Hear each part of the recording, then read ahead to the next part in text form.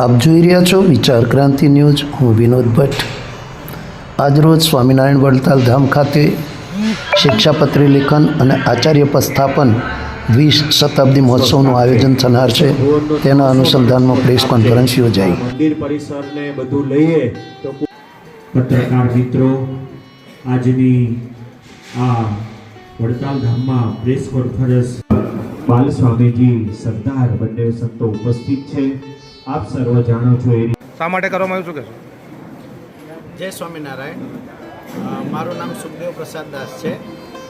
આજે આ પ્રેસ કોન્ફરન્સનું મુખ્ય કારણ એ છે કે નવા વર્ષે બધા જ પત્રકાર મિત્રોને વડતાલ ધામ ખાતે બોલાવી નૂતન વર્ષાભિનંદન પાઠવી અને વડતાલ ધામમાં 20 શતાબ્દી મહોત્સવ, શિક્ષાપત્રી લેખન તેમજ આચાર્ય પદ સ્થાપનનો તારીખ 30 ઓક્ટોબરથી 5 નવેમ્બર સુધી ઉજવાનાર છે. એના ઉપલક્ષમાં આ પત્રકાર પરિષદનું આયોજન કરવામાં આવ્યું છે.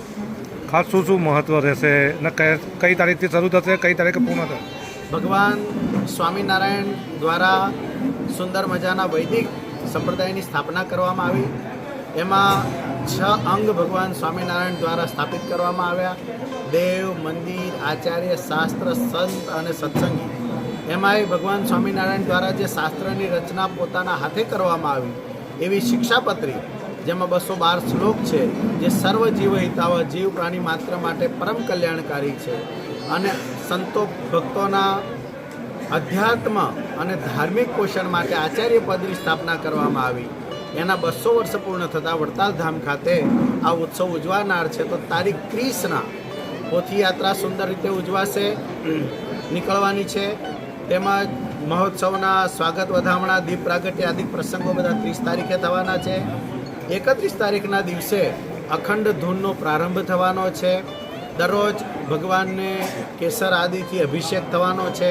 મહોત્સવ દરમિયાન શિક્ષાપત્રી, આચાર્ય મહારાજશ્રીનું પૂજન, આચાર્ય પરંપરાનું પૂજન પણ અહીંયા થવાનું છે. દરરોજના દરરોજ વિવિધ વસ્તુઓ દ્વારા ભગવાનનો અભિષેક, શાસ્ત્રનો અભિષેક થશે, ડ્રાયફ્રૂટનો પણ અભિષેક થવાનો છે. દર વર્ષની જેમ દર 6 મહિને સમયમાં સંત દીક્ષાઓ અપાય છે. એ પણ 2 તારીખના રવિવારના દિવસે સવારના કાર્યક્રમમાં એ પણ લેવામાં આવશે. અભિષેક પણ 2 તારીખના થવાનો છે. વિવિધ કાર્યક્રમોમાં વિશેષ રૂપે હાટડી અને ઉદ્યાપન પૂજન એ પણ 2 તારીખના આયોજનની અંદર છે. તારીખ 5 કે જે પૂર્ણિમાનો દિવસ છે, જે ઉત્સવનો છેલ્લો દિવસ ગણાશે આપણનો, તો તે દિવસે ભક્તિ માતાનો જન્મોત્સવ ખૂબ ધામધૂમથી ઉજવવાનો છે. આમાં રાજકીય, સામાજિક, ધાર્મિક એ અગ્રણીઓ પણ પધારવાના છે અને અહીંયા ભવ્ય રીતે કથા વાર્તાનું આયોજન, સૌથી વિશેષ આકર્ષણ એ કથા વાર્તાનું હશે, જેમાં પૂજ્ય જ્ઞાનજીવનદાસજી સ્વામી તેમજ પૂજ્ય નિત્ય સ્વરૂપદાસજી સ્વામી એ કથા વાર્તાનો લાભ આપશે. 7 દિવસે હજારો સંતો ભક્તો પધારવાના છે. એમના દર્શન આશીર્વચનનો લાભ મળવાનો છે. પૂજ્ય આચાર્ય મહારાજ શ્રી આખા ઉત્સવમાં દરરોજ આપણને દર્શનનો લાભ આપવાના છે અને એનો પણ આપણને સૌને લાભ મળવાનો છે. આ ઉત્સવના મેનેજમેન્ટમાં કેટલા લોકો જોડાયા અને કેવી રીતે મેનેજમેન્ટ કર્યું? અત્યારે 300 સંતો અને 3000 હરિભક્તો દ્વારા સમગ્ર મહોત્સવ 200 વીઘાની અંદર ડિઝાઇન થયેલો અને એનું આયોજન અને એ પણ કરવામાં આવેલું. આ સમગ્ર કાર્યક્રમ કઈ જગ્યાએ યોજાશે?